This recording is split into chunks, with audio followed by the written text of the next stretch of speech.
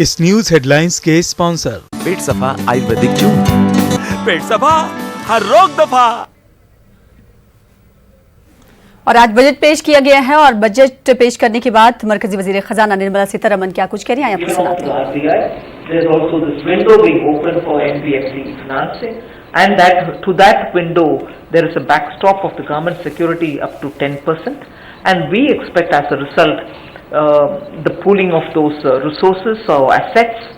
which can be bought and somewhere securitized. So the whole approach is to ensure that the government has responded comprehensively for the NBFC issue. And if we have responded comprehensively to the NBFC issue without understanding the regulatory shortcomings, it would have been something which you may want to ask more questions. But now, what I want to tell you is, it's a comprehensive approach, understanding that the regulatory powers also will have to be addressed, and that is being moved to the RBI. And one other big thing that I'm sure all of you all would have noticed, there is about recapitalization 70,000 crores for the banks which is being given,